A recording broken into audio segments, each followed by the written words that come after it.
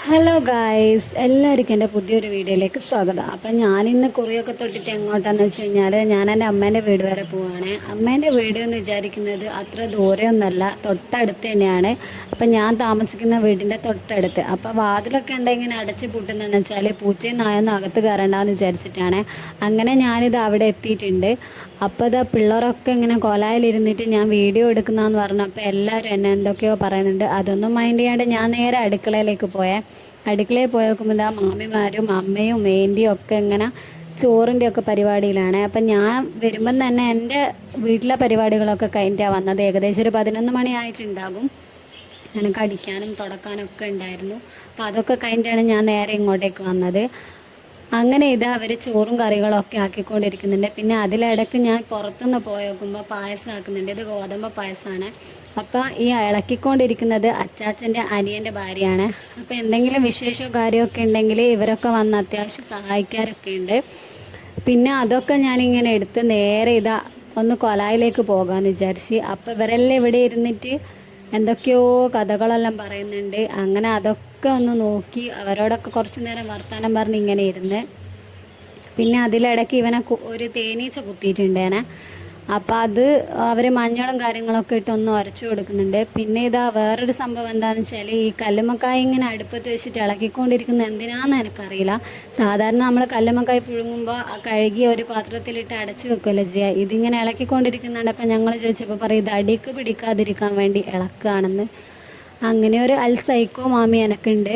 പിന്നെ ഇതാ ചിക്കനാന്ന് തോന്നുന്നു. ഇത് ചിക്കനാണ് ഇവിടെ പൊരിച്ചുകൊണ്ടിരിക്കുന്നത്.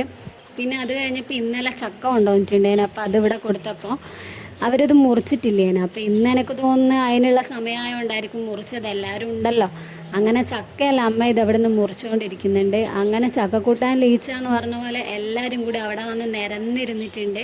ഞാനും പോയി. ഇന്നലെ ശരിക്കും എനിക്ക് ചക്കയെല്ലാം കിട്ടി, ഞാൻ ചക്കയെല്ലാം തിന്നതാണ്. എന്നാലും ചക്ക തിന്നുമ്പോൾ നമുക്കൊരു ആക്രാന്തം ഉണ്ടാവുമല്ലോ. അതുകൊണ്ട് ഞാനും പോയി നിന്ന് 2-3 ചുളയെല്ലാം ഞാനും തിന്നേ.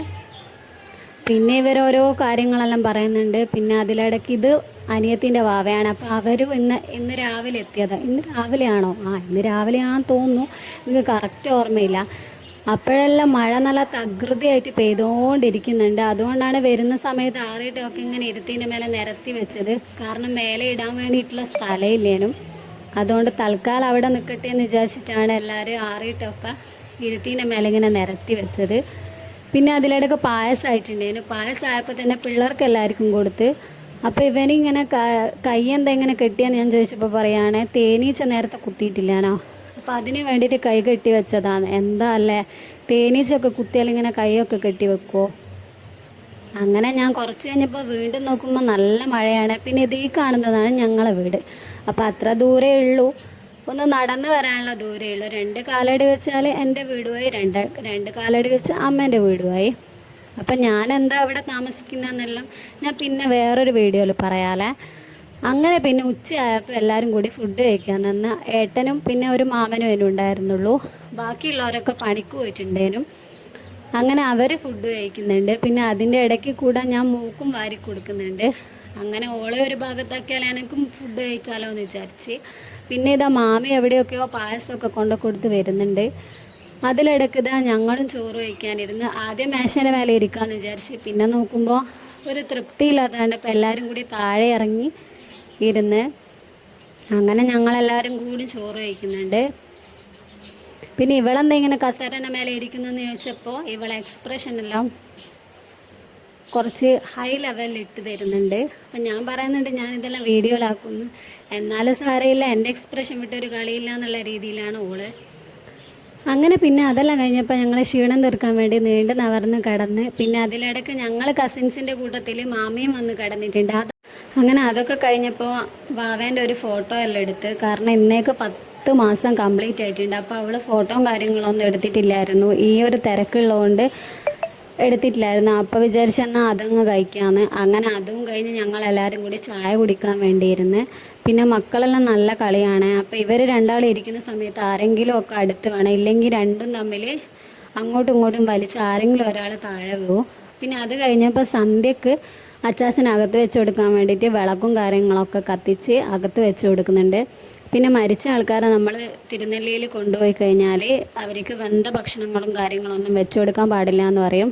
അവിലും അതേപോലെ തന്നെ ഇളന്നി വെള്ളവും പിന്നെ അതുപോലെ പഴവും അങ്ങനെ വെല്ലം അങ്ങനെ എന്തൊക്കെയാണ് വെച്ചു കൊടുക്കുക. നമ്മൾ അടുപ്പത്ത് വെന്ത സാധനങ്ങളൊന്നും വെച്ചു കൊടുക്കാൻ പാടില്ല എന്നാണ്. അങ്ങനെ അതൊക്കെ വെച്ചു കൊടുത്ത് പിന്നെ ഈ ഞാൻ പറഞ്ഞ പോലെ അകത്ത് വെച്ച് കൊടുക്കുന്ന കാര്യങ്ങളിൽ എത്രത്തോളം സത്യം ഉണ്ടെന്നൊന്നും എനിക്കറിയില്ല.